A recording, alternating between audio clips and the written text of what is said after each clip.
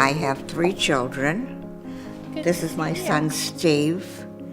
I have another son, Gary, and I have a daughter, Susan. Eleanor mainly had issues with memory and with daily tasks of living. I never had a feeling there was anything wrong, but my daughter-in-law was taking me out for something. I don't remember what it was, and I passed out in the car.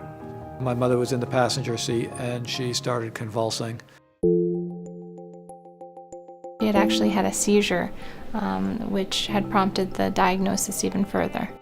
As part of her workup, had undergone an MRI which showed a very large meningioma, which is a benign tumor located here along the anterior skull base in the frontal area, and had been pushing on her brain quite a bit and causing swelling in the brain.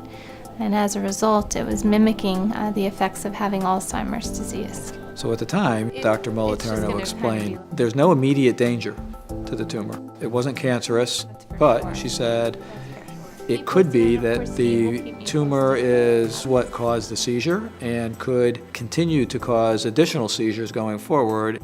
The good news with that is removing the tumor can then help reverse the dementia, and it could bring the patient back to where they were prior to.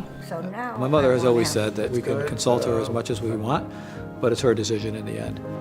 I'm not afraid of surgery because when I'm alive, I want to enjoy my life.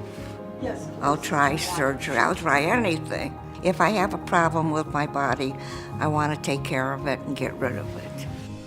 We performed what we call a right craniotomy. We made an incision behind her hairline, removed the bone temporarily, removed the tumor, and then put the bone back on. She was released from the hospital soon after surgery, and she did quite well. Over the course of 2, 3, 4 months, it got figured out, and my mother was back. I feel better. I feel better.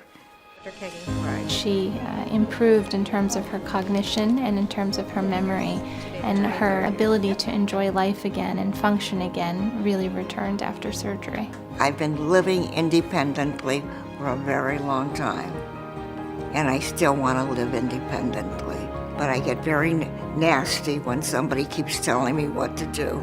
I can confirm that. They're wonderful people, and she has certainly become very close to me.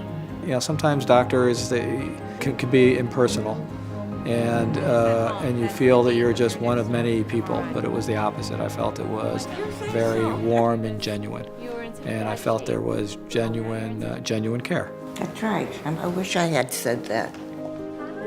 I mean, when she comes in, I want to hug her. They could be a friend of mine, except I'm a little older.